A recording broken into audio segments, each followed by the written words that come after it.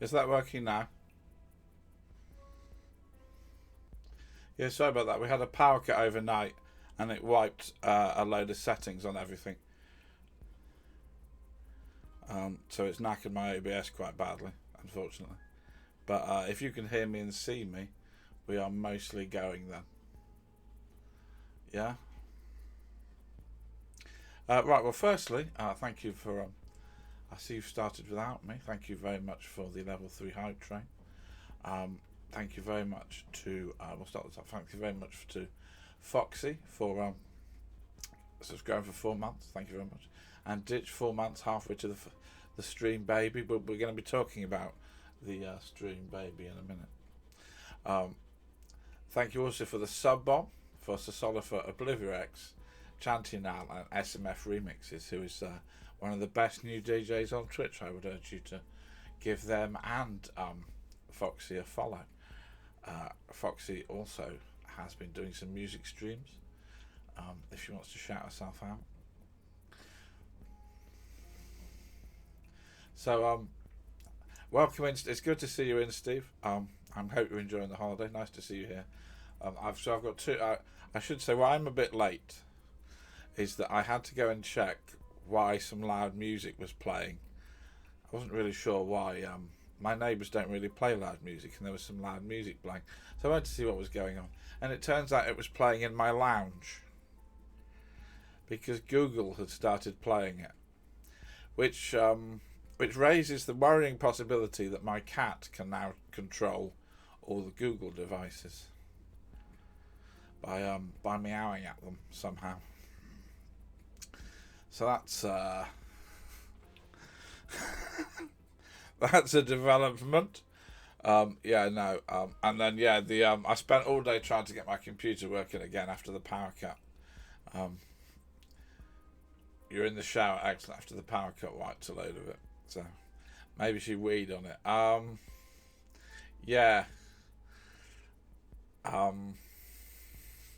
I thought it wouldn't work then, rather than just played music. But it was absolute classic rock, actually. So, I mean, I can't complain too much. She's obviously been trained well. Hey, King Cobra. Oh, thank you very much for the level 3 hype train. So we've got a few things for you tonight. We've got a debunking, which is a first for us. Then we've got, the bread and butter of true crime and a serial killer story. Then I've got an absolutely crazy injustice, which I think you'll enjoy in a sort of horrified way. And then finally, I've got just the most ridiculously horrible short news story at the end. So hope you enjoy all of that that's coming up. I have also breaking news. Ditch says he's found a 2 kilogram box of Quality Street on Amazon and ordered one. I have Amazon. Possibly don't send me a link. Now, I'm trying to mentally work out how big 2 kilograms of Quality Street is. Is it the size of the cat carrier? Because I feel it's the size of the cat carrier. No.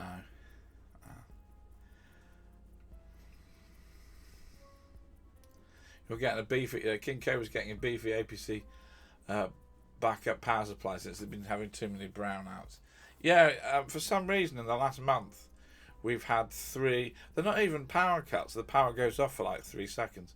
Get on. Oh, there's a fly. Sorry, that was a fly on the screen. I wasn't being attacked by a giant alien.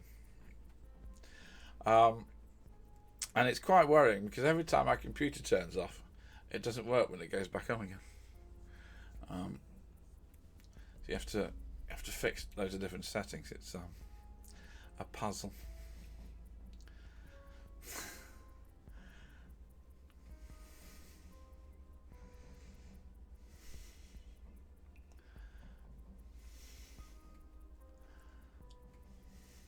Yeah, I've been reading up. It's only in this area of I'm not going to dox myself. It's only been it's a thing. There's about 1,000 houses in this area where we might live, that that keep getting affected by it. So the official explanation from the power company is they had to redirect power, and in the process the power went off for a couple of seconds, which is fine, apart from the fact that it resets all my alarm clocks, which is also not helpful. Oh, Steve says, yes, Alien Romulus is out soon. I've seen lots of really good reviews for it. Not that I really care about reviews, I'd go and see it anyway. Thelonious. Thelonious has got coffee. I was thinking about you, Thelonious, the other day, because I heard that the collective noun for rabbits is a fluffle, I believe. Now I know you've got cats, but I also know you have at least a rabbit. But you may have a fluffle. Yes, it just sounds like a UPS is definitely on the cards once I start getting regular income in, because the power's been a bit of a joke in the last month. It's been a bit like the 70s around here. The other exciting news is I've repositioned Cat Cam. The less exciting news is obviously I haven't fixed the audio on Cat Cam, but you're here to see the cat. So if Polly sits where she's been sitting regularly for the last few months, you will see Polly. Obviously, now she's actually being asked to sit there, she won't. But we shall see. So there is a moved cat cam. I'm not going to put cat cam on now, because it is focused on my stomach, to be honest, and nobody needs to see that until there's a cat in the way. I prefer to think of it as a comforting cat shelf that helps me go close. Other news minus straight, yeah. Welcome to the 70s True Crime Show, where the power goes off halfway through. Yeah. Right, should we get into I won't witter on about things. We'll see if they can. I'll get into this first story. So this is a real departure for us. I'll also say, in the last 24 hours, because I keep the bathroom window open. In the last 24 hours, a load of flies have come in, which is annoying. And I went on a massive raid spree. If you're not in England, I don't know if you know that raid is a fly killer, and that was fine. It killed them, but I may have used a bit too much raid and gone slightly trippy, which is a bad sign when you get into insecticide. So SMF Remix is not being funny, but please don't test the transporter pod with that fly in the room. Yes, we will not do that.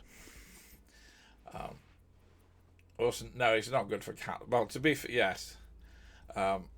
Fortunately, I've been keeping her away from where I've used it. But fortunately, she runs away when I spray it, because she's a delicate flower. Until she wants to get into that cupboard, when she exhibits a level of violence I'm not comfortable with. You'd think I had all the dreamies in the world in that cupboard, given the way she attacks it. Maybe some fly paper. Oh, that's an idea. I'd forgotten that existed. I'll get on Amazon after this. Fly paper and 2 kilograms worth of Quality Street.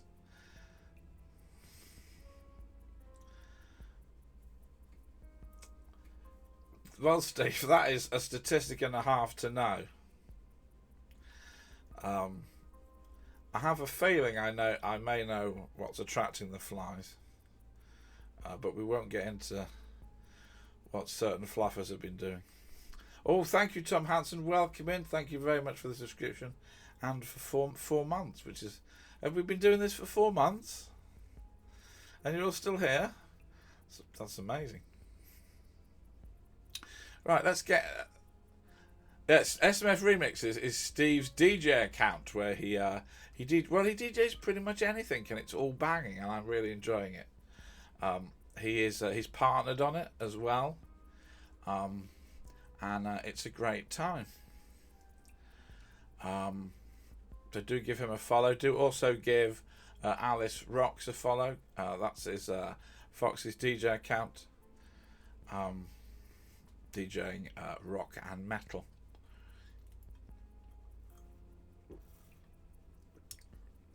And there do seem to be a lack of rock and metal DJs, if I'm being honest. I was browsing last night just to see what's going on. Right, let me get. Oh yeah, also it's still very hot in England, so if I disappear for a while, it's because this room is oppressively stuffy. Because I can't open a window, because otherwise Fluffykins will dive onto the roof. And nobody wants this stream to be paused for half an hour while I have to go and get the ladder to get her back down again. Okay, you all do want that to happen, I know, but we're not going to have that happen. Okay. You know, you'd think this is hilarious. I'm having a minor heart attack. And everyone in chat's going, he's up a ladder. Alright, so we're going to do something different to start with. So normally on this stream, I do true crime that I research to get as real and as true as the best I can. Today we're going to start with something that isn't true, because we're going to debunk it. There is a story that's been going around many of the sort of horror and crime and other accounts on social medias. And it would be a brilliant story, because it is just like something out of a horror film. But much like horror film, it's completely made up. And I'm going to explain why it's completely made up as well. But this does mean I get to tell you the story anyway. So just for the moment, imagine that what we're doing is the spooky stream, and I'm going to tell you some nonsense, and then we'll lock back into real things. So, the story is the Cambodian blood slave fraud. Sounds good, doesn't it? So a man who's the only released part of his name is Mr. Lee, had worked as a security guard in Shenzhen and Beijing. Somebody called Beef and Fire has bought in their alts. I mean, if you want to confess whose alt is Beef and Fire, A, that would be funny, and B, I presume that means we're round to your house for Beef and Fire.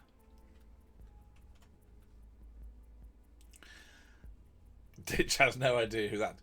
It's Ditch. So he'd been a security guard in Shenzhen and Beijing before he was lured to an autonomous region in southern China by a fake job advertisement. Once there, he was abducted by a gang who took him to the China-Vietnam border and forced him and smuggled him at gunpoint across.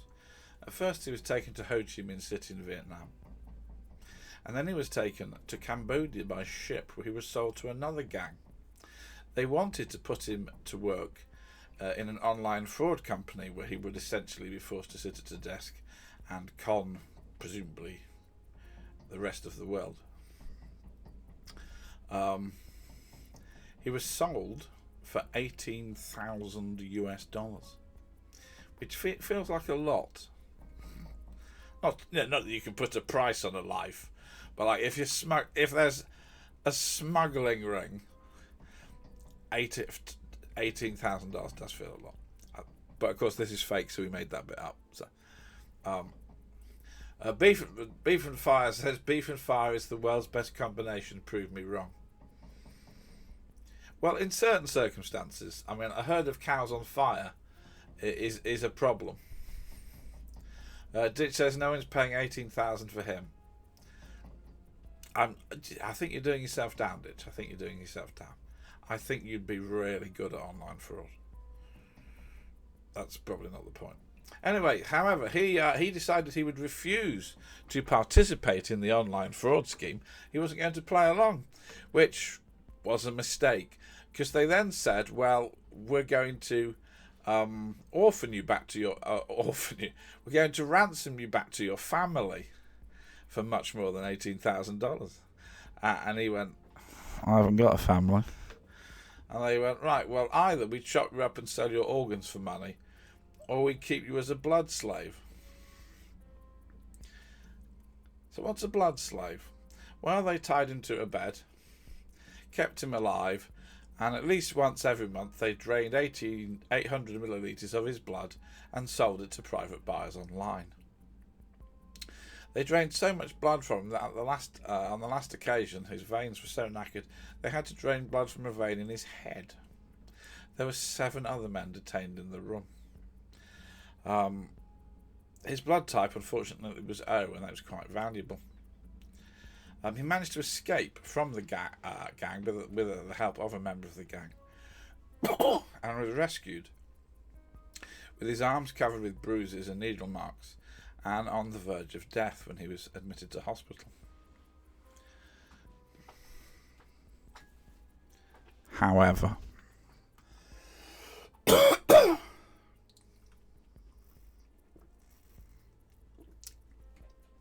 Ditch says, with all this chocolate, I'm slowly turning myself into human Wagyu. I mean, that's something I could Google. I dread to think what happens if I see if that's actually happened. However, there is a bit of a problem with everything that I have just said. The National Police went and interviewed the man in hospital, and he was very ill. So they decided, well, we better go and catch the blood slavers. And they didn't exist. Turns out that this man had sneaked willingly into Cambodia for shenanigans. And when it looked like he was about to get caught, he decided the best thing to do was to turn himself in and make it all up. Now, you may be thinking, well, didn't I say he was really, really ill? Well, yes, he was. This is why he couldn't just leave. He couldn't leave because he became very, very ill. So obviously the best way to turn up at a hospital is to make up the most ludicrous story imaginable, because that's not suspicious. If he gets better, he is now in so much trouble that he probably won't be leaving Cambodia for a very long time, or his cell. So that story has been all over the social media. It's not true. The man made it up to disguise the fact he'd sneaked in and was ill.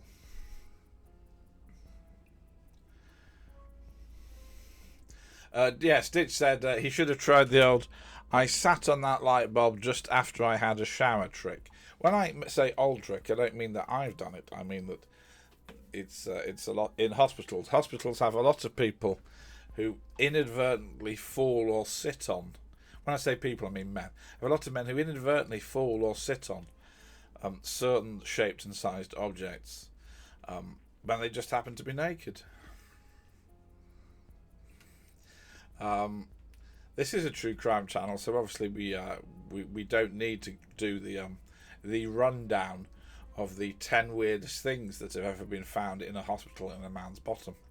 But I have watched a rundown, and one man had several pounds worth of set concrete.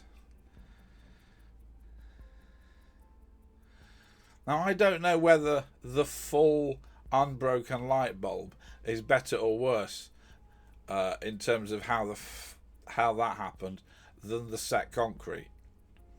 But fortunately, we don't have to worry about these things.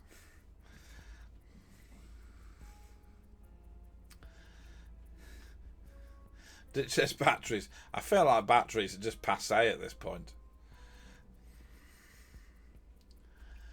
Right, so anyway, that was a bit. I mean, I don't know whether that's. If people are interested in me sort of debunking fake crime stories, yes, we have gone on a tangent. We're bringing it back now. We're bringing it back. If people are interested in me debunking fake stuff, let me know. Whether we just want to hear real stuff.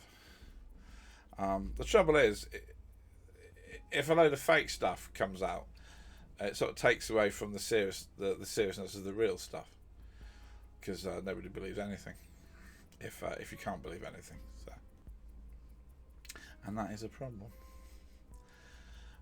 You could do a copycat show. Oh, that's a good idea. That is a good idea. Yeah, copycat show. So, what would I do? I'd do the original and then the copycat, or would I just do a load of copycats? But that wouldn't really work, would it? If I hadn't explained just after the llama show. Yeah, the copycat show is a lot easier to do than the llama show. I'm sure I'll find some llama-based crime.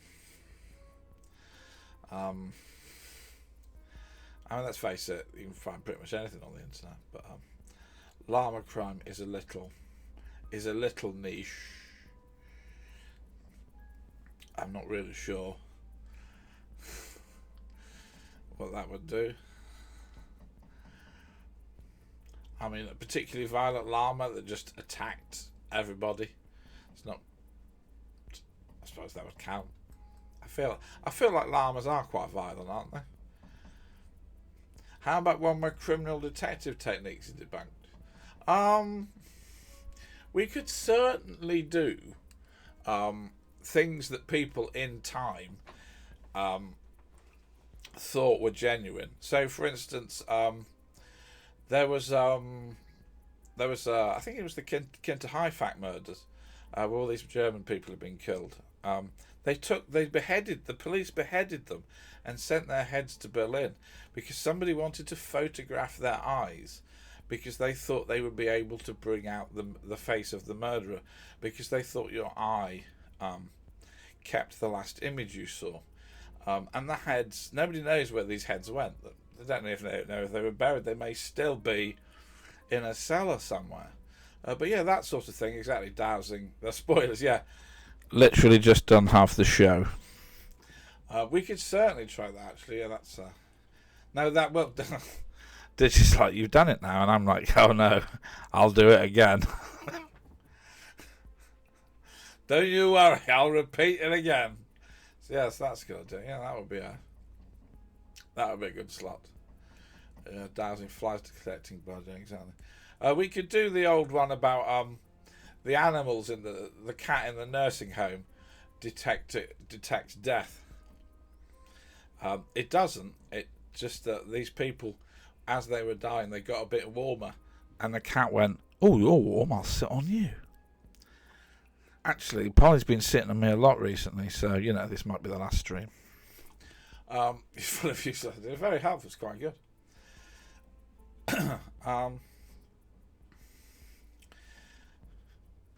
Look, I've moved the cat cam. Are you going to sit there all night? How about crimes involving a combination of beef and fire? From a certain perspective, Ditch, they all do. Most.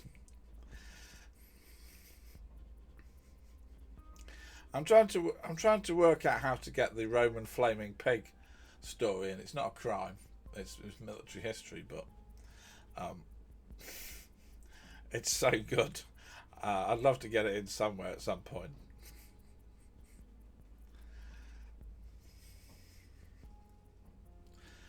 We shall see. Right, so we do have the main event is one of those bread and butter true crime things, an American serial killer. Right, so so if you're not really thrilled by the idea of an American serial killer, that's fine. There's a lot of them. I promise you that afterwards there is a truly remarkable, fascinating, and not that this is any less fascinating, but I'm a bit aware that there is this sort of idea that true crime is just people giving gory murder details about serial killers. It's far more interesting than that. So if you're not really into serial killers, just wait to see what's coming up at the end. It's a story that might make you really angry. Not that I want to encourage this sort of thing, but you've not forgotten pictures, have you? No, I actually have two pictures.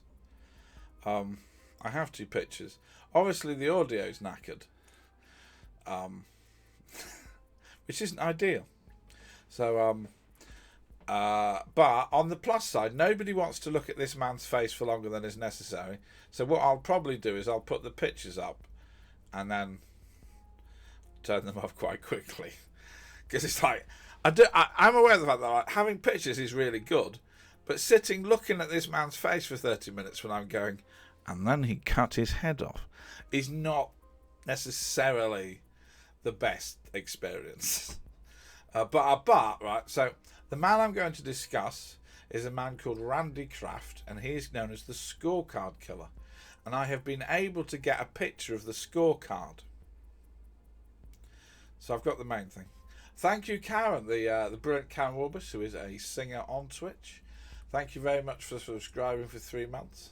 I hope you're enjoying your last night of holiday. Randy Kraft sounds like a porn director, yeah. Or a particularly weird Satanist. Bit of a niche joke, that one. Thank you for the follow, Beef and Fire. I now have 109 followers, which is brilliant. We have passed the 100. So I believe the next target is 500. I believe that's where we aim for now. So we start that process, which is excellent. Right, so Randy Kraft, the scorecard killer. So I'm going to begin one last soiree before sometime.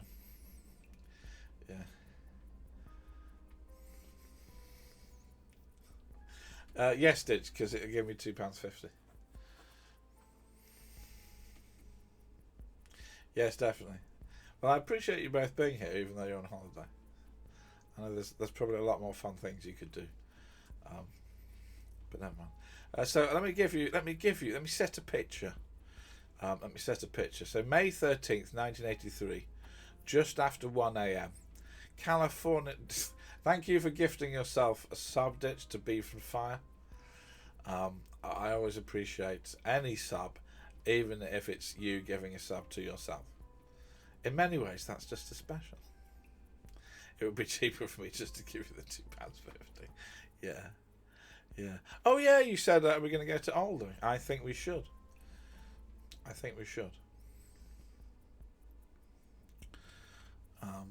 Yeah. So, California Highway Patrol driving along on a normal night, and they noticed a vehicle swerving around, driving oddly. They suspected the driver was drunk. They often are. Polly likes it. Yes, Polly can have different countries. They signalled the car to pull over, and it did. But when the driver immediately got out and he poured the remains of a beer bottle onto the ground. Well, obviously the police are there thinking, bingo, we've got a DUI. The officers did a field sobriety test, which the man failed. So they planned to arrest him for drunk driving. However, as they did so, they noticed there was somebody else in the car. There was a male in the passenger seat. But he looked unconscious. They went over to... Isn't LT now in receivership? Is it? Oh, that's... Right, I'm doing a stream. I can't immediately Google that. If that's news that came out today, I've missed that due to all the other news. I will have to investigate. I don't think the one near me. I think the one near me is open, but that would be incredible. Can you imagine if the place where I lived spent like 5 years fighting to get an oldie, and then within a year it closed because they went bankrupt? That's just ridiculous. Hello, T-Gun. Nice to see you in.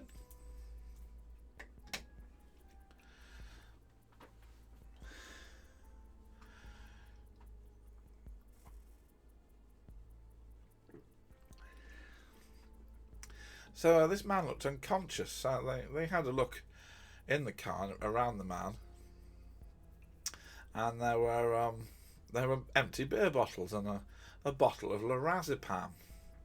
Well, they couldn't leave the man unconscious in the car, so they tried to wake him up and discovered he was dead.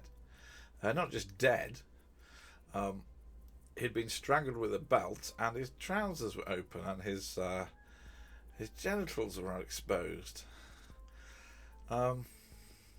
In the course of working out what they'd actually stumbled upon, they discovered that A, the driver was Randy Kraft, B, he'd just killed a Marine, and C, even more terrifyingly, in the car was a coded scorecard which seemed to be referring to the fact that this man had already committed 67 murders. And this is the true story of the Scorecard killer. He was airing his potentials, yeah.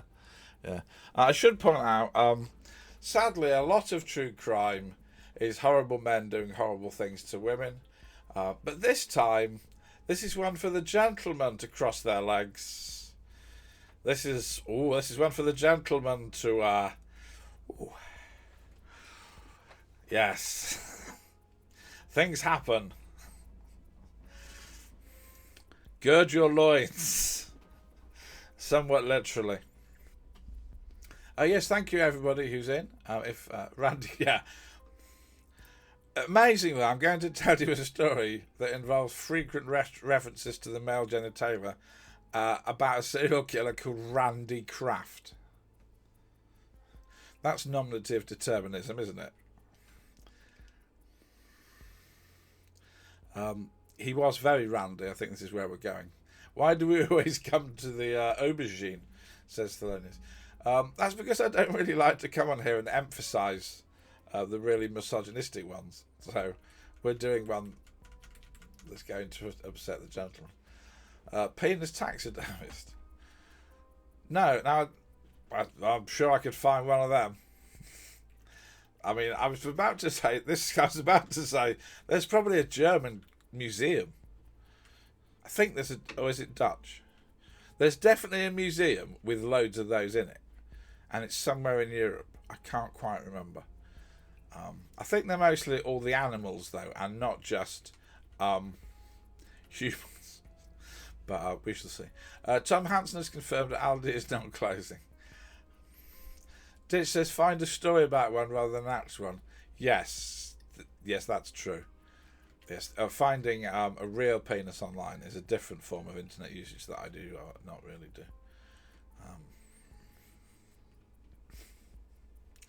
Right, so who was Randy Kraft? Now you've pointed this out, how am I supposed to do this? And keep us straight. Right, we're just going to refer to him as Kraft from now on, okay? I'm not going to sit here and talk about Randy for an hour. You lot. Oh, it's Asda that's in trouble. Ooh. Right, so Randy Kraft, hereafter just Kraft, was born on March 19th, 1945 in Long Beach, California. This story is almost entirely set in California, with a bit of a move into Delaware and Oregon and somewhere else. Steve says people will always need food, just not from Aldi. I'm surprised Waitrose isn't in trouble, given the prices the last time I went in a Waitrose. I should point out that Waitrose near me is the only place I've ever found, not online, that stocked my favourite beer.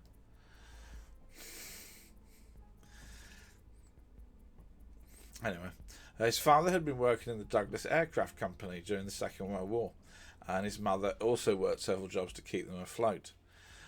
He had 3 older sisters. His father was distant, but everyone else loved him. His intelligence was noted early on, and he took accelerated classes in school, although he did have a habit of injuring himself in accidents. He hurt his head at one point. Maybe this is why. And as a teenager, he became fascinated with politics, and in high school founded the Westminster World Affairs Club. Now, as I was in school, if you founded a political club, you would not be popular, no matter what that club was. In fact, you'd be bullied out, but possibly. Where he was clever and light. He was very far right in politics. That's not a judgment, because we'll come to something in a minute.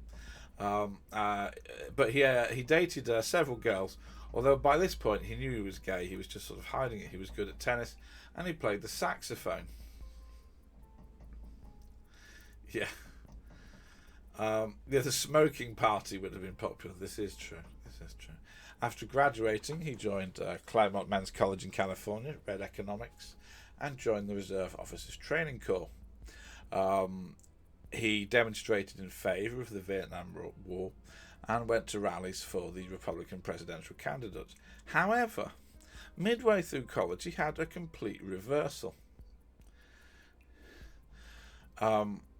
He dropped his support for the Republicans because he felt he'd inherited that from his parents, and became something of a major figure in the local Democrat organisation. Yes, SMF Remix says Waitrose is essentially 500 million quid for a tomato out of date in its late 40s. Some of the staff gave it a name, Colin, and it says I'm currently saving up for Colin. The sad thing is, if Waitrose put an advert up tomorrow with a cuddly tomato called Colin, they would A, sell out within an hour, and B, be worth 500 million quid on eBay in an hour. Not that I'm bitter about that carrot.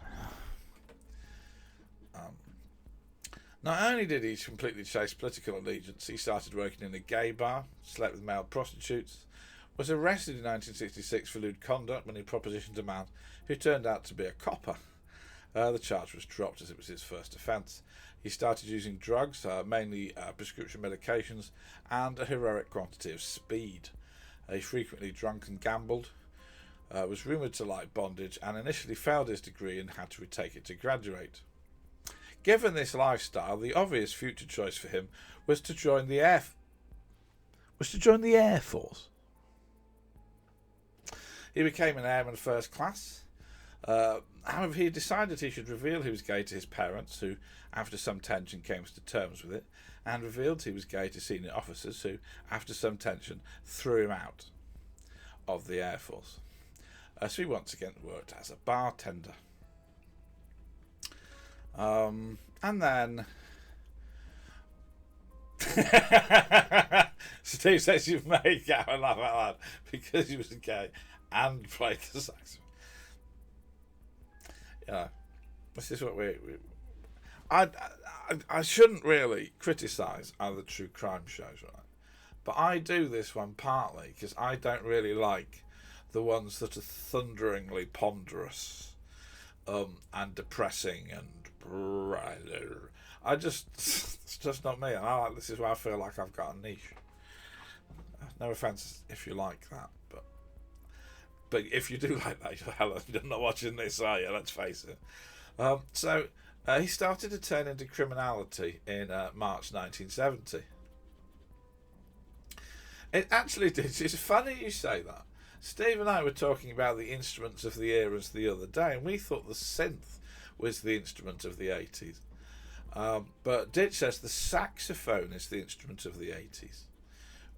Strong choice. Interesting. You should weigh in with that.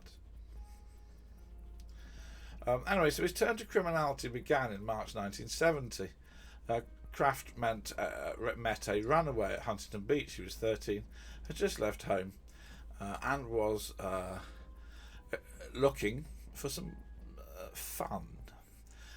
Kraft said he could stay at his house, and he knew a woman who would be interested in sleeping with Fancher. Fancher said, "This sounds like a good idea," and went to Kraft's flat. He was offered a load of drugs, which Fancher willingly took. Unfortunately, it was a colossal amount of drugs, and Kraft beat him up and raped him, and then went to work. Fancher managed to escape, ended up in hospital having to have his stomach pumped before the pills killed him. He refused to admit he'd been sexually assaulted to police. He just told them Kraft had lured into his home, given him drugs and beat him. The officers searched Kraft's room and found the drugs, and many more drugs that he shouldn't have had. But unfortunately, they didn't have a warrant. So he was never charged.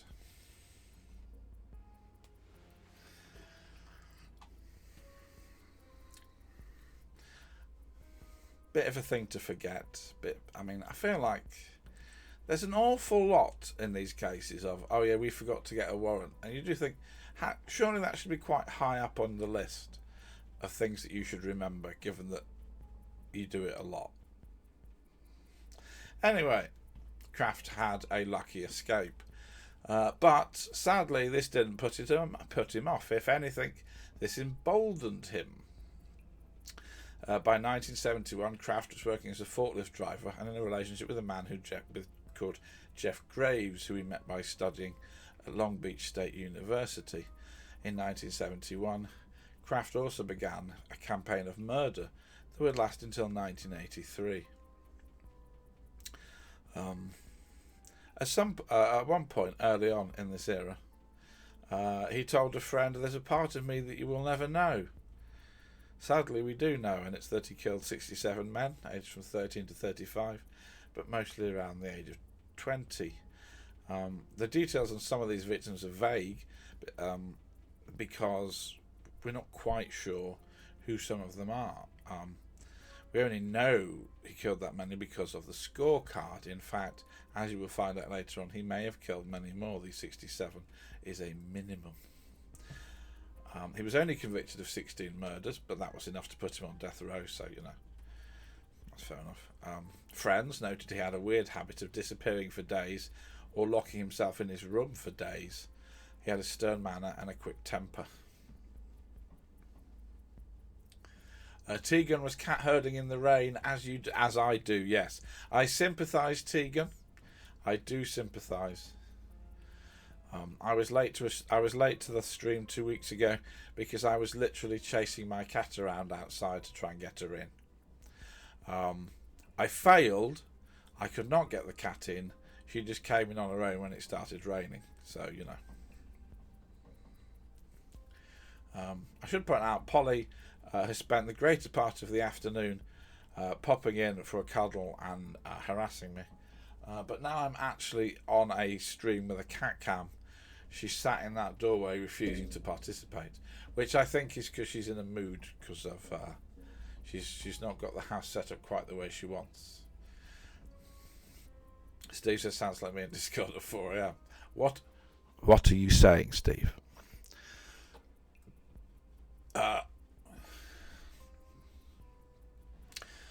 We'll just drop back to the music conversation. There was hardly a smutty moment in an 80s movie that wasn't accompanied by a saxophone. Fair enough. Steve says the synthesizers and shoulder pads came as a team. Indeed. Right, so Kraft's favourite people to kill were US Marines. Kraft, in fact, let's do it. I will now show you a picture of Robert Kraft.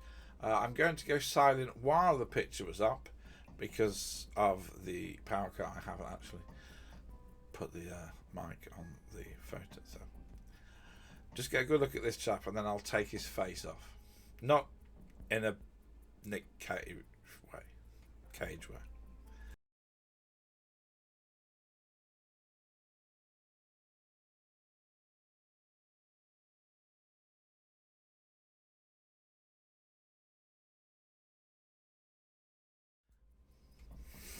Karen is rolling around here, Steve says. So that's Robert Kraft. He's not a large man, he's a very slight man. You may then be wondering how he killed a large amount of Marines. Well, what he would do is he would find these men alone as they were often hitchhiking or travelling or waiting for someone, and he would offer them a beer. He had a cooler of beer in his car they would inevitably accept. Unfortunately, he had put prescription sedatives in this beer. He would fill them full of beer and sedatives until they could put up no resistance. Yes, right. So Steve's looked at this picture and gone, blimey, I wouldn't trust him in my bicycle. Sadly, this man had an almost magnetic ability to convince men to trust him, which, given the modern way, he looks suspicious as all hell. It's the moustache, isn't it? It's the stash. That stash was a different signifier in the 70s and the 80s to how it is now. It's men like him that have ruined that moustache. So there's one benefit. Anyway, once he got them under the influence, he would tie them up.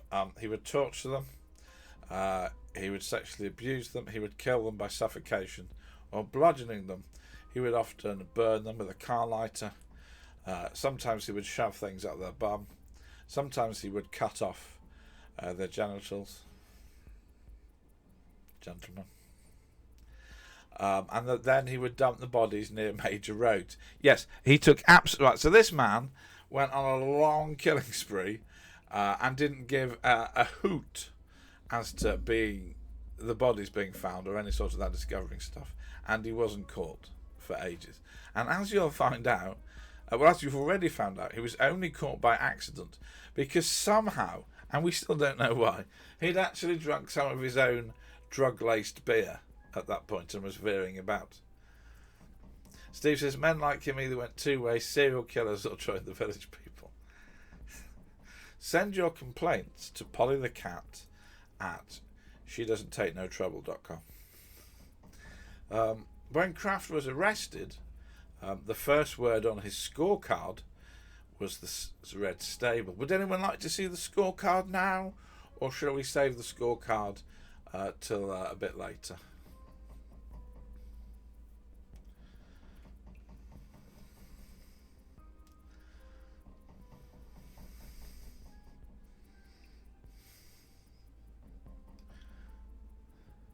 Right, we'll save the scorecard for a bit.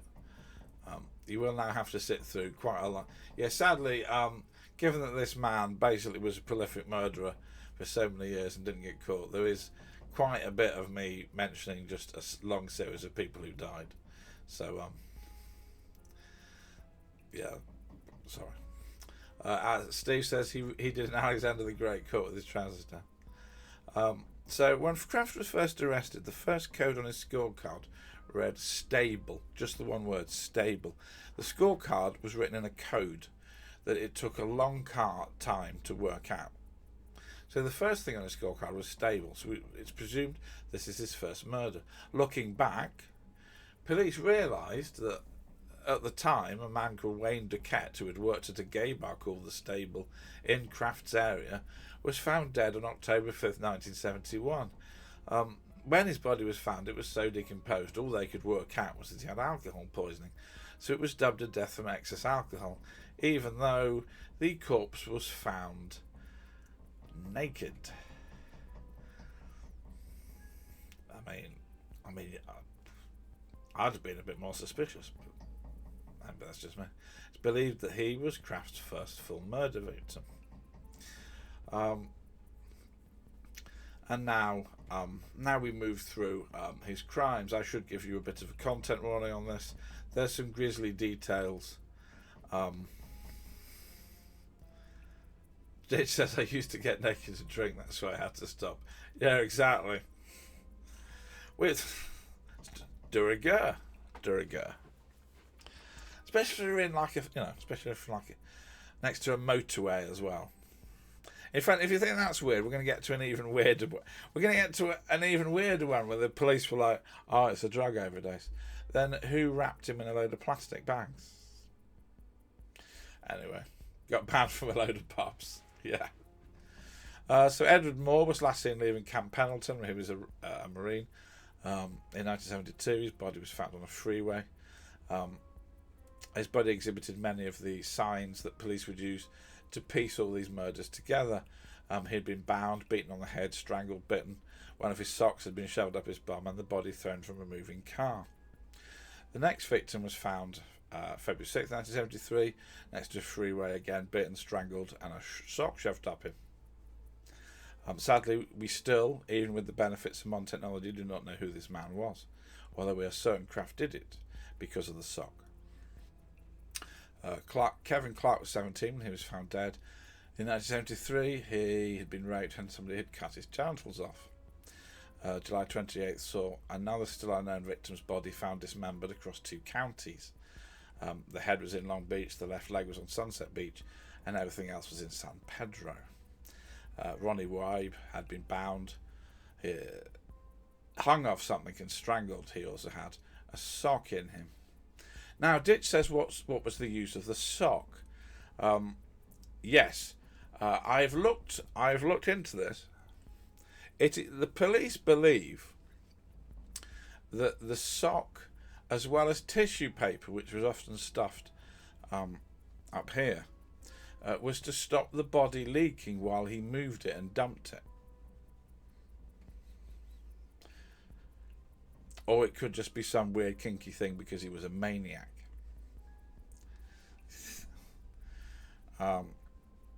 Vincent Mestis was found dead in San Bernardino Mountains, December 29th. His hands cut off under the sock once again. The hands were never found. A spiky thing had been shoved down his penis. In 1974, Kraft killed three, if not five people. Malcolm Little and James Reeves were dumped by freeways again. Both had tree branches shoved at them. Roger Dickinson had the bite marks.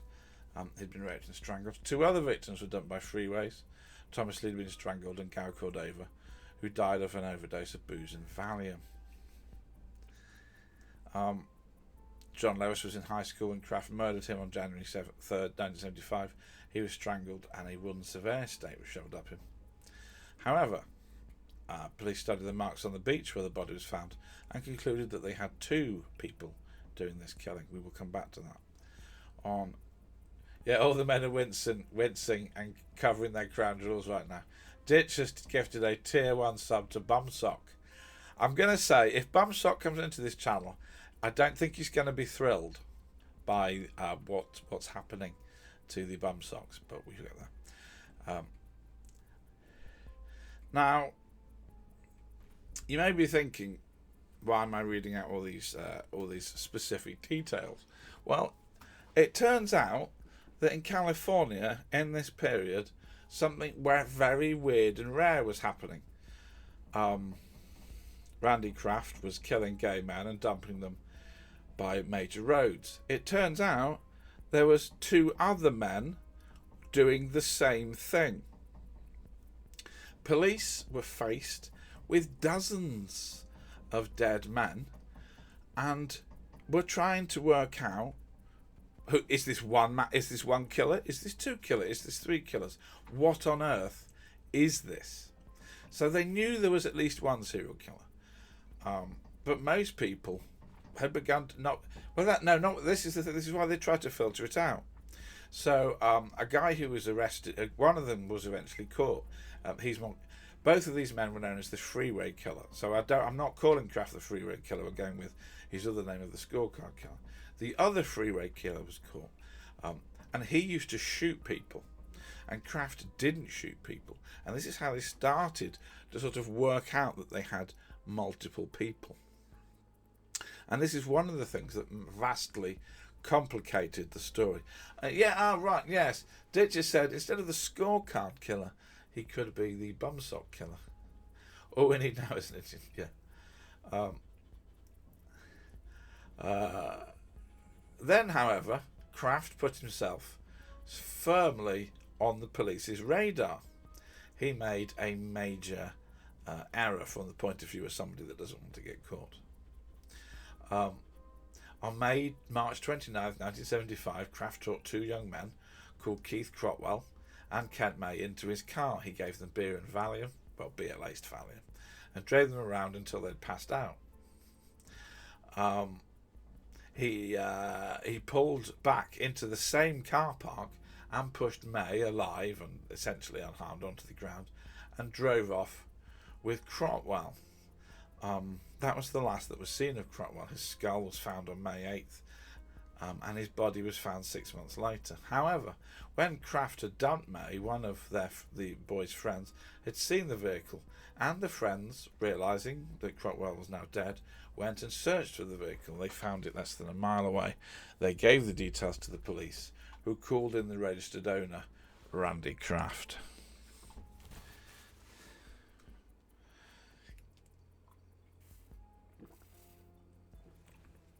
Kraft was interviewed on May 19th, 1975. At first he said he'd never met the boys, but then he said, well, I had met them. I got them into my car. I gave them drink and drugs. Then I dumped May in the car park and I drove off with Crotwell.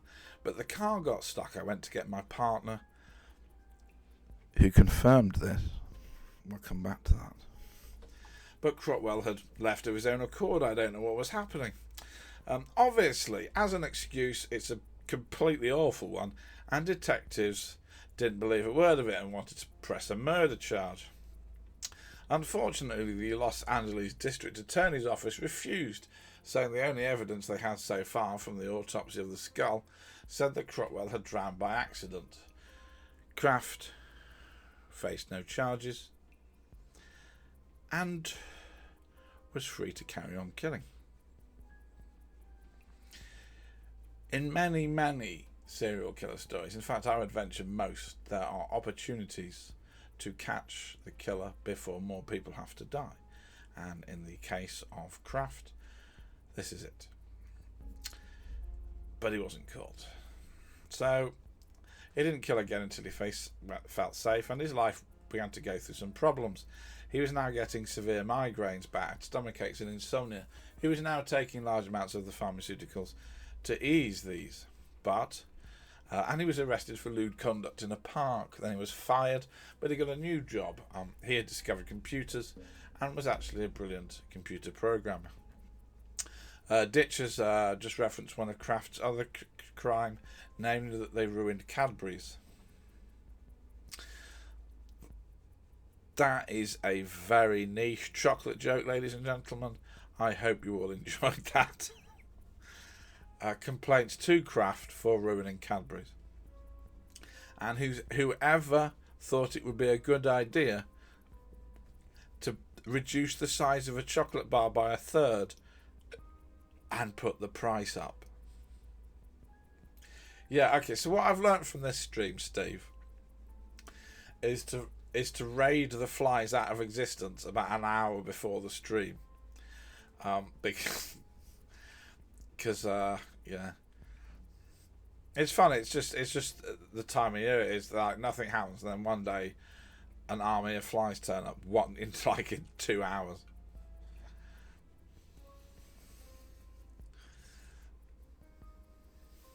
The only way to end this stream is for G-Man to step into a transporter pod.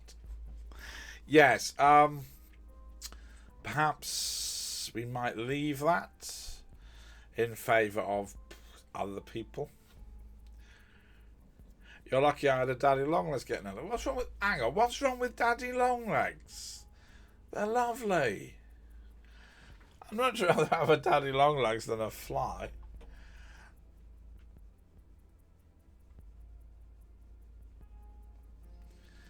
I'm sorry for the daddy longlegs slander. Anyway,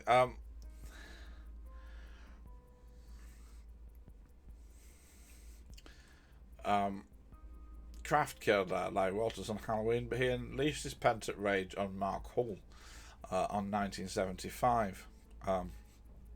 He drove him to a canyon, tied him to a tree. Oh, hello Dietzland, nice to see you. Hello from Netherlands. I hope I've pronounced Dietzland right. If I haven't, I apologise. Hope you're enjoying things. So he cut this man's genitals off and shoved them up his bum while he was alive. Burned him with a lighter, burned his eyes out with the lighter, carved him with a broken bottle, and killed him by stuffing earth into his throat. The reason why I have focused on the particular details of this case is because Mark Hall would, in some tiny, insignificant way, achieve a revenge. Because when the police investigated Mark Hall's killing, they discovered fragments of a broken bottle of Winner's vodka. Police pieced the fragments together, which allowed them to get 2 usable fingerprints. They had no one to compare them to yet, but at Kraft's trial, these would be vital evidence. It's explicit, direct evidence that he had killed this man. Outside of the murder, Kraft split with Graves and started a relationship with teenager Jeff Seelig. Jeff Seelig would survive this whole incident and would be proved to have nothing to do with the murders, or indeed have no inkling of the murders. But he would later describe himself from their abusive relationship as the only survivor of the Scorecard killer, which is pretty egotistical, considering what happened to everyone else. Again, he carried on killing. He called Paul Fuchs. His name is on Kraft's scorecard. Now, Paul Fuchs went missing. He was definitely on the scorecard, but no body was ever found. So it's assumed Kraft killed him, but we don't know how or why.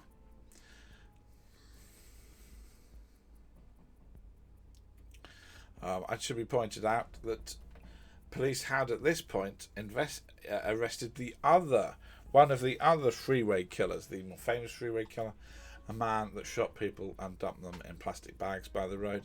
And they were, I don't think they were surprised, but they were certainly disheartened when they managed to arrest one serial killer and the killings carried on going. They definitely knew they had another one, but at this point nobody had attached Kraft to it, despite the vast missed opportunity.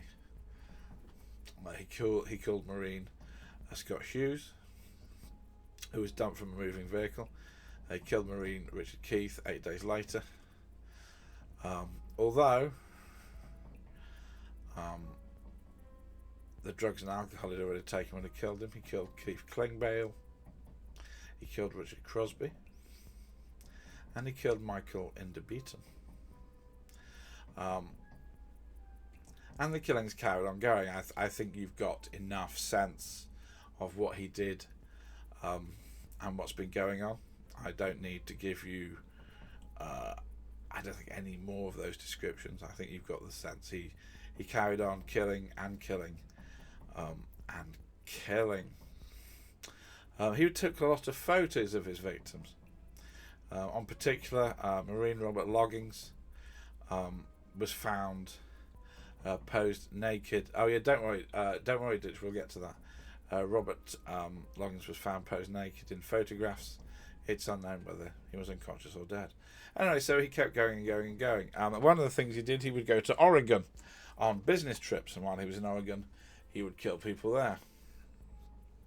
As he carried on murdering people, the Oregon police had a realization. They began to look at all the dates and the locations, and they decided this man didn't live in Oregon. This man must be coming and going from Oregon, but he's at these are near hotels frequented by businessmen. What if this was a businessman or some sort of professional? So what the Oregon police started to do is study lists of every hotel resident, every airport resident, every car hire. And although Kraft had used fake addresses, they got in contact with the Californian police and said, hey, look, you've got killings just the same as we have. Is this somebody that travels from your area to ours? And they began to work together to dial it down. Now, how close they were is a matter of dispute. They may have been a year or two away, but they were making progress. Until that fateful day when Kraft picked up Marine Terry Gramble and somehow, somewhat accidentally, managed to drink some of his own laced booze and get picked up by the police. So you, in a very real sense, this vastly prolific serial killer was caught purely by luck.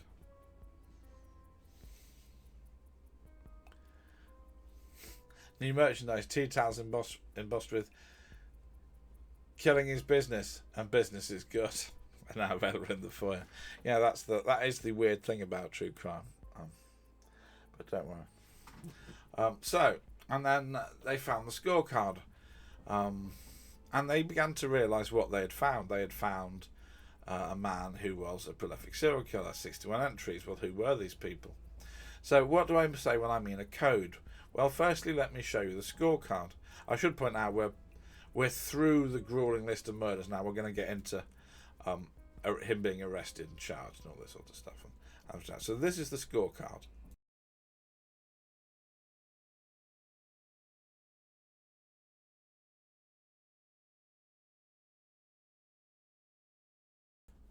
Okay, so what you can hear me. Yeah? So what you have here is 2 rows of a neatly written text. Each row is a murder, but the words don't really mean much. So let me give you an example. Some of the victims had their names, but just by their initials. Others refer to the location where the crime took place. Others are more obscure. There was an entry called Marine Head BP. The police worked out this was Mark Marsh, a Marine who was decapitated near Buna Park. Entries that go 2 in 1 beach refer to his double murders. No one knows to this day who the victims of 2 in 1 Hitch and 2 in 1 MV to PL actually refer to. Therefore, having studied this list in great detail, they believe Kraft killed 67 people. And that's the list.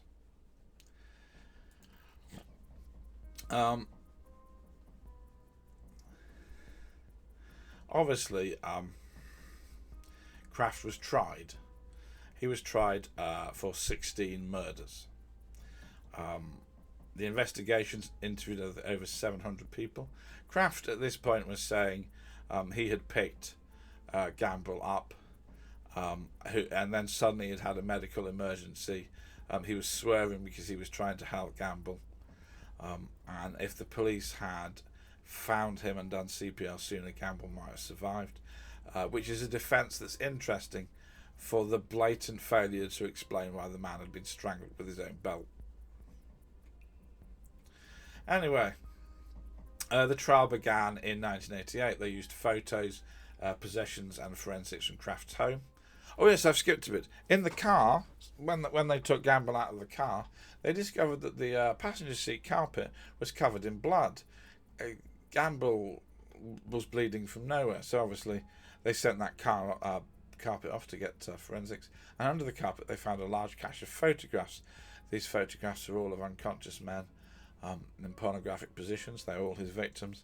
I say unconscious. We don't know whether these men were already dead at that point. Anyway, the fingerprint that was found was used to nail him to that crime scene. They found possessions of various victims in his house. They found the photographs.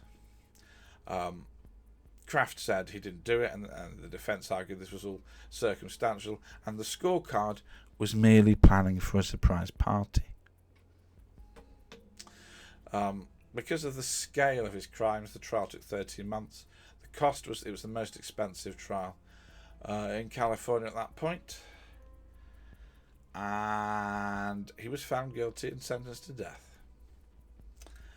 The judge said, "I can't imagine doing these things in scientific experiments on a dead person, much like someone alive. Many of the jurors took years to get over the trauma that the trial inflicted on them."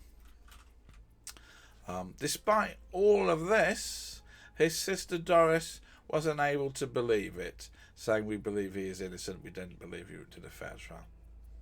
Nonsense. Anyway,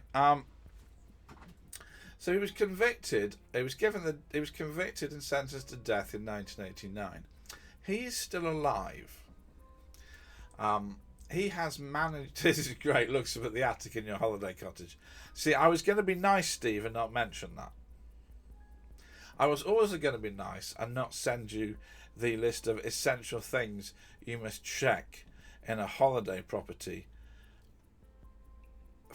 Yeah, I'll leave that there. Anyway, so he has spent many, many years and cost the government millions and millions in stretching out appeals and various things. As the jury foreman James Little pointed out, he's lived longer in prison than the whole lives of most of the kids he killed. He also have the nerve to complain about the people that write to him. He'd like some pen pals for some genuine conversation, but he complained that all he gets are mad fans and true crime writing. What's wrong with true crime writing? Anyway, however, there's a bit of an unsolved problem here. I can't tell you. Yeah, they caught him and they put the serial killer in prison, because there's a problem. He had an accomplice. He had at least one accomplice. Remember John Lewis in 1975? His body was found in water.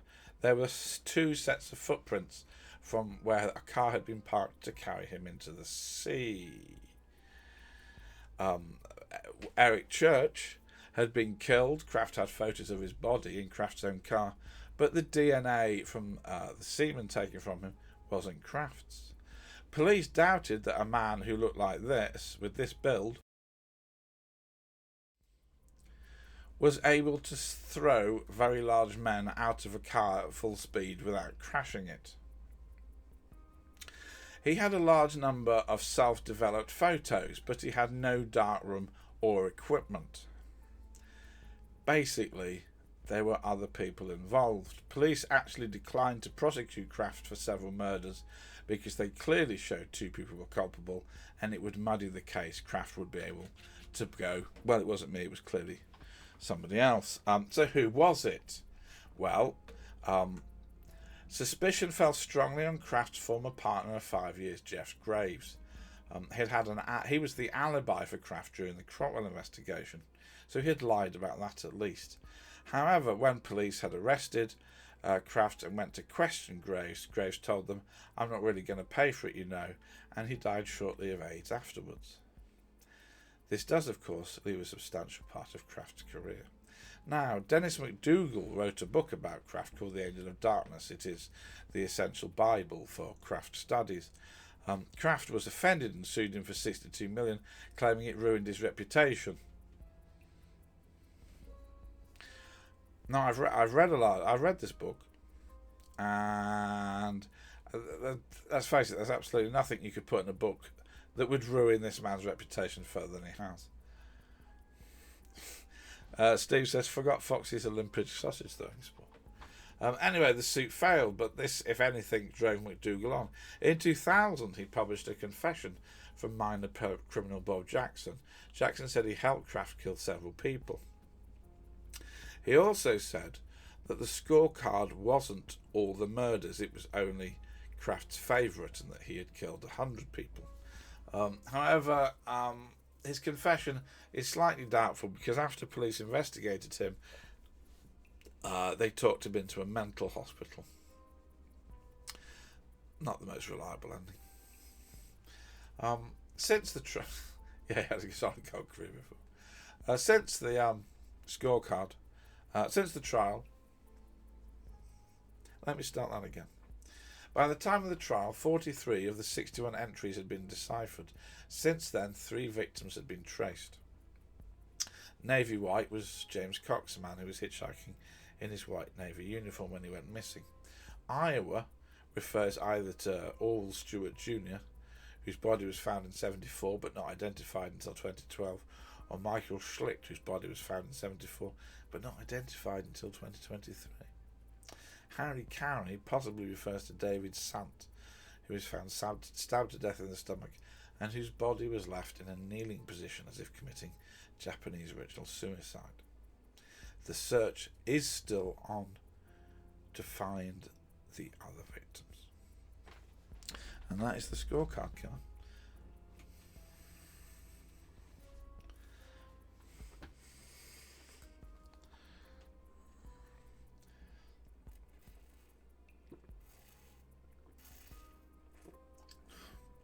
Oh, as Ditch points out, the bum sock killer. Now, I mean, if you were browsing Amazon... Oh, wow, thank you for gifting a gift sub, Steve, to LightningLol19. Thank you very much. If you were browsing Amazon, would you buy a book titled either The Scorecard Killer or The Bum Sock Killer?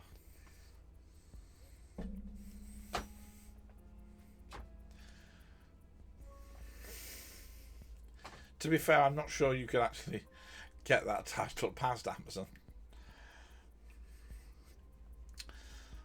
No. Right. Right. Well, we've got 2 other stories tonight. One is a lightning quick, extremely bizarre story. If I was buying it for you, it would be the Bum Sock Killer. Yeah, that's true. The Bum Sock Killer's got Christmas joke gift written all over, hasn't it? That's the mark. Not to make a joke of everything we've just discussed. Oh, well, never mind. It's too late now. Sorry about that, T-Gun. The auto mod picked up the word crotch and was a bit... but I've let it through because it's fine. Everyone is staying wide-eyed in silence and holding their crotch, including the girls. Yeah.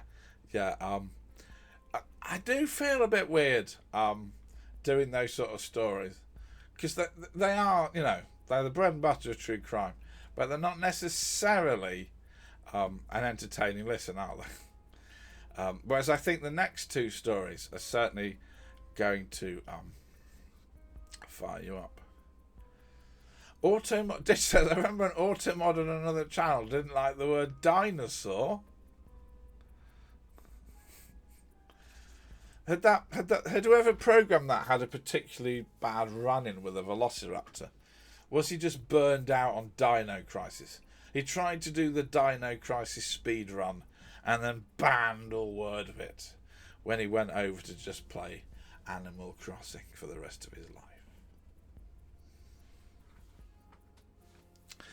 Right, chat. I have a full story. No idea, but we were memeing on it for hours. I can imagine. Automod can be funny. Yeah. Dinosaur. So we have a very short, very bizarre one we can do now. That's a bit prehistoric, as if. Or we can do the sad case of Rachel Hoffman, who there's no serial killing in Rachel Hoffman. Rachel Hoffman is where people who think they're doing good things don't think hard enough about what they're doing. Oh yeah, Ditch says, as if socks in the bum wasn't bizarre. I know, right? I've got an even more bizarre one. We're going to have to do that now, aren't we? We're going to have to do that now. This is a very short one, but this is a genuine piece of news, right? This is real. So,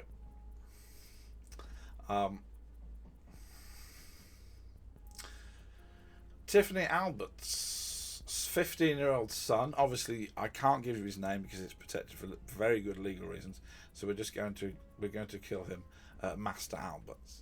So Tiffany Albert's 15-year-old son, Master Alberts, had to go into hospital to undergo cancer treatments. He went to Riley Hospital for Children in Indianapolis.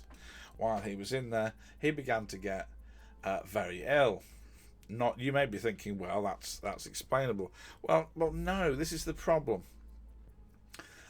Because he began to get fever, vomiting, and diarrhea. They did the bloods, and they discovered that he was getting a bacterial infection and sepsis from things normally found in poo. They could not explain how a cancer patient would be getting poo-related illnesses. So what they did, they put a camera in his room. Would you like to guess how Master Alberts had become ill with sepsis and bacterial infections? He had become ill because his mother had been feeding his own feces into the IV bag. She had collected some, she had kept it in a bag on the sink, and when nobody was looking, she was sticking it in the IV. You may be wondering, you are wondering, why would you do that? It turns out Tiffany Alberts was completely batshit crazy and did not like the level of treatment she was getting, and hoped that if her son got iller, he would be moved to a different unit and get better treatment. And she thought the best way to do this was to half kill him. Obviously, she was arrested. She was tried for an attempted murder. She wasn't found guilty of attempted murder because obviously she wasn't actually trying to kill him. She was found convicted of 6 counts of aggravated battery and has been sentenced to 7 years in prison. Ditch is pointing out the obvious problem, which is how do you stick fecal matter in an IV and people not notice? Oh yeah. Yes, Munchausen by proxy very well could be involved in this. Yes. Yes, Monkeypox is on tour in Sweden. I have their first 3 albums. I'm very excited for when they play Wembley. Obviously, we're not calling it monkeypox. We have to call it Mpox. But much like Twitter, we're not going to. Alright, well, that was a very quick but incredibly bizarre story. I was about to say a bit of a palate cleanser. That's possibly the least appropriate thing I could say at that point.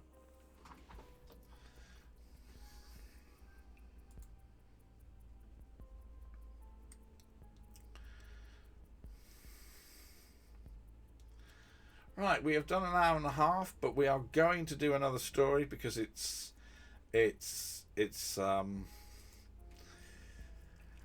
terrible, terrible story, but I want to use it to illustrate a much, much broader point. Fortunately, it's not a very long story.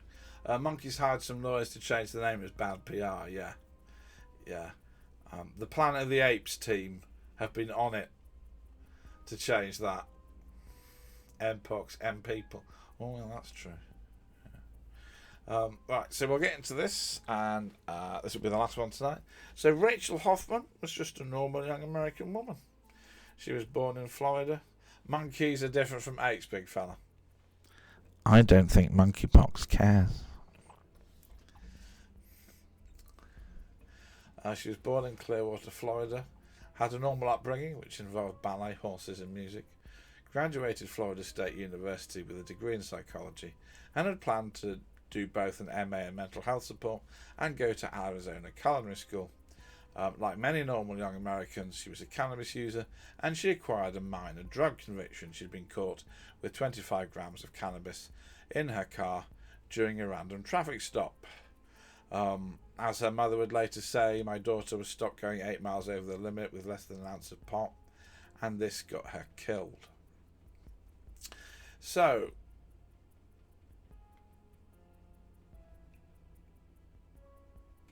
there were some other drug issues she ran into, all to do with weed, bit of ecstasy and all that sort of stuff. So the police said to her, look, if we charged you, you would face jail. Or she could act as a police informant. If you carry on selling drugs and report who you sell them to us, we won't charge you.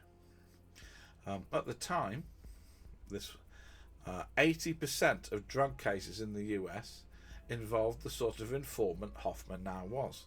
Young people who had run into a drugs arrest and were basically told, you don't have to do the time if you work for us. However, the New Yorker was given a quote by narcotics experts that without this process, the drugs investigations across America would completely collapse.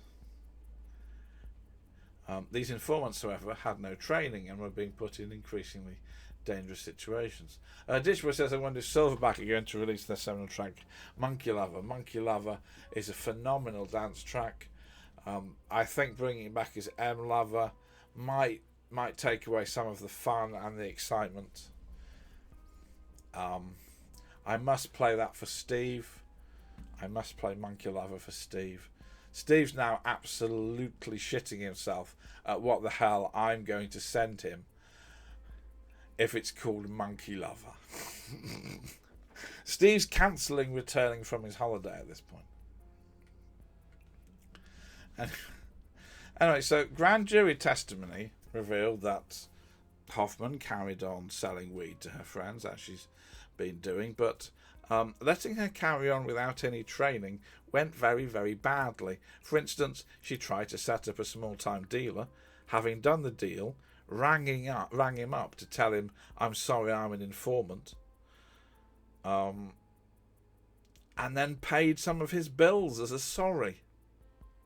She told people she was an informant, even told a police target, and she then started arranging deals that the police had not asked for or knew about or wanted. She was essentially an absolute loose cannon.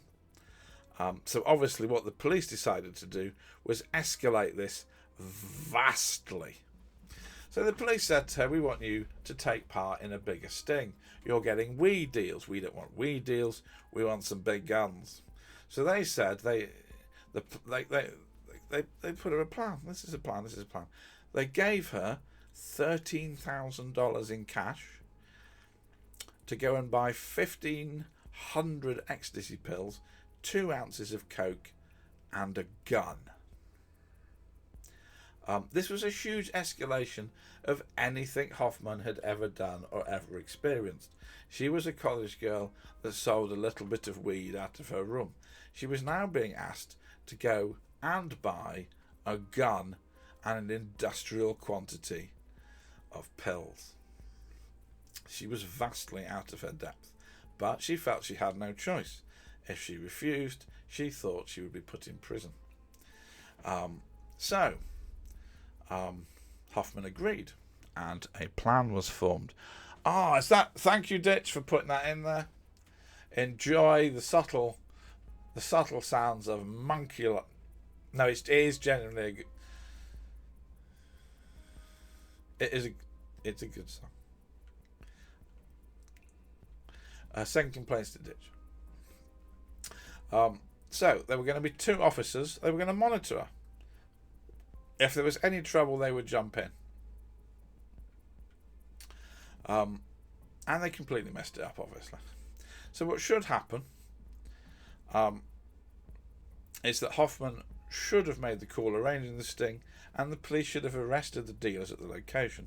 You are never meant to send somebody with no training with 13 grand in cash into the wild. This plan had only been drawn up on the day, and while they showed it and got approval from their superiors, they got approval because they decided to not mention the fact guns were involved.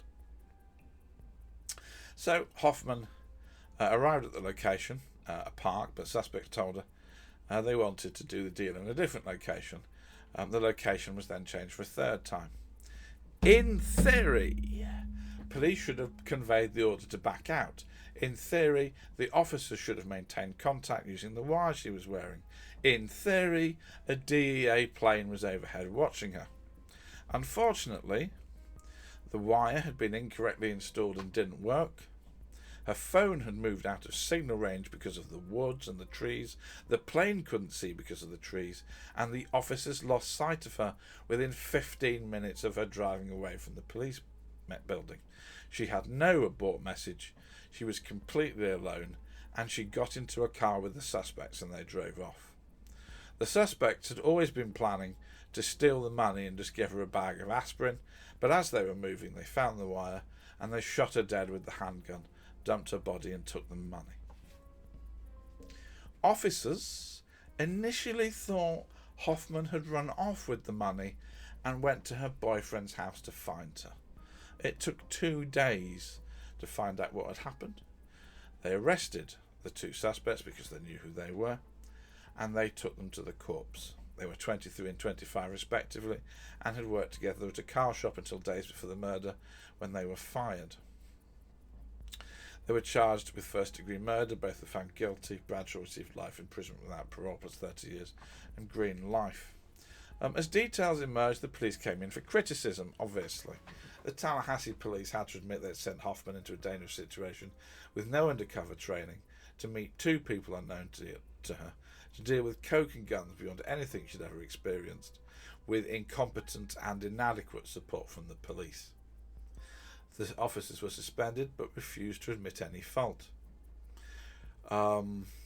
Police Chief Janice Jones called Hoffman a criminal to ABC News. Do we feel responsible? We're responsible for the safety of this community. People we use as confidential informants are people familiar with the drug trade, he said of a woman who had a small amount of weed and they sent to buy guns and got killed. The grand jury, on the other hand, concluded letting a young and mature woman get in a car by herself for $13,000 to meet 2 convicted felons who were bringing a gun was an unconscionable decision. Terrifyingly, Hoffman was lucky she was simply shot to death. Do you remember earlier I said that this was going on hundreds of times all over the place with hundreds of poor people who were being forced into dangerous situations? Kentucky police had recruited LeBron Gaither as a drug informant. They made him testify before a grand jury one day against Jason Knoll, and the next day they sent him to buy drugs from Jason Knoll. Knoll made Gaither disappear, tortured him and killed him by dragging him through the woods by a chain, and then killing what was left of him. Such was the criticism and outrage of Hoffman's fate. On May 7th, 2009, Florida adopted Rachel's Law, which absolutely transformed the use of informants so that this would never happen again. Training procedures.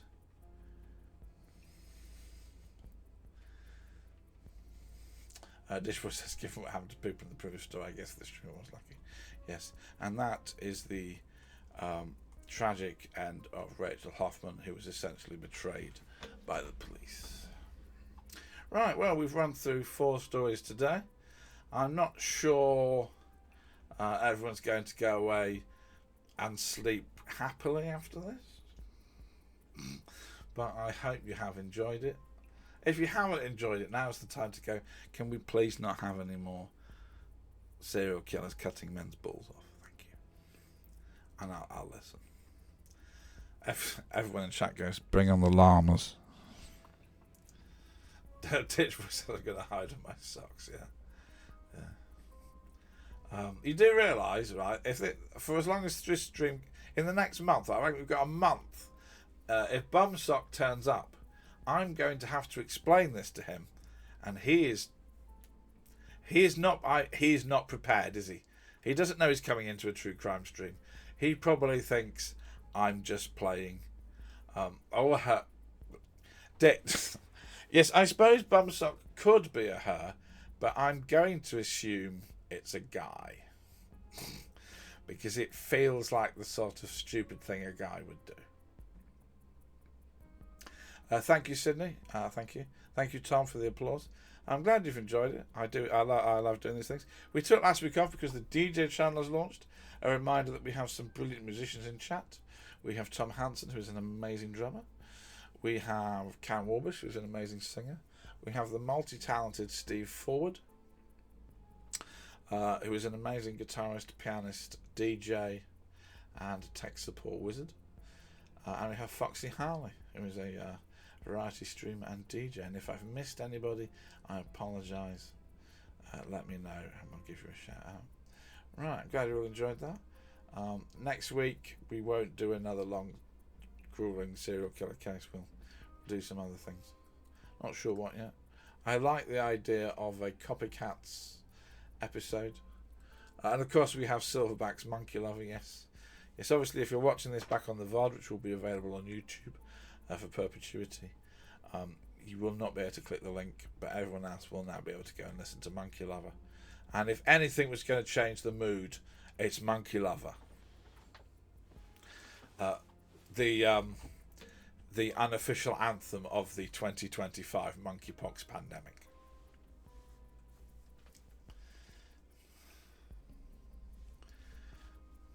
I'm very sorry we did not have a Polly sighting. Polly has been up here almost all day. I have repositioned the camera, and as soon as I go live, she sits in the hallway.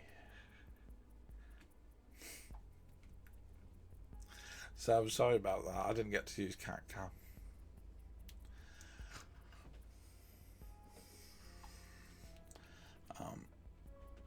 Hopefully in the next stream we'll encourage her. Right, we do need a raid. Let me see who's on, unless anybody has any suggestions. The last time Steve made a suggestion for a phenomenally entertaining raid. So if anyone has anything like that, let me know. Or let me see who's on in the. Do you like a good bit of Kraft? I should probably look at just chatting because I'm a just chatter, but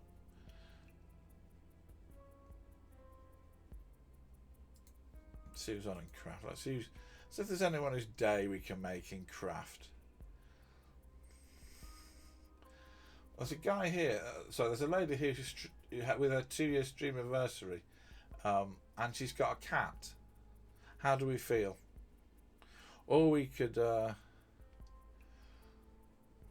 scroll right down and see who's not got many viewers, but who's doing some good stuff.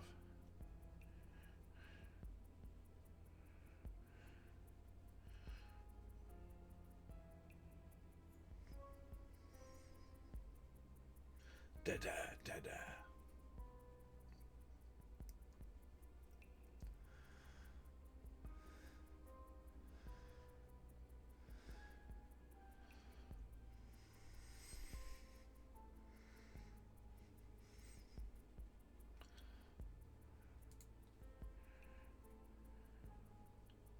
Vivi is live with one viewer.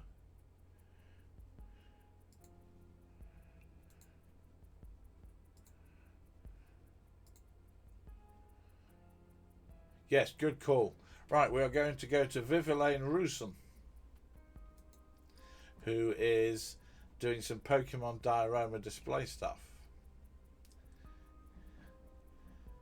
Good call, Ditch. Let's go and see Vivi.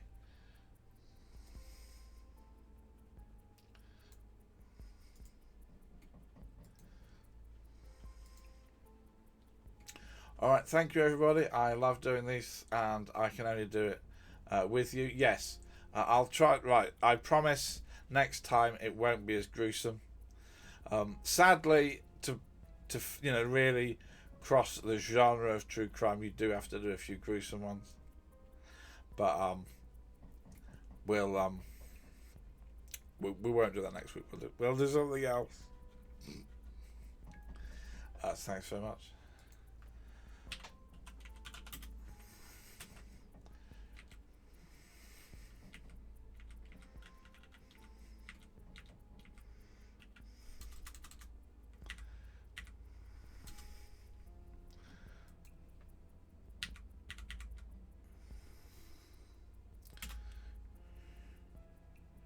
All right, everybody.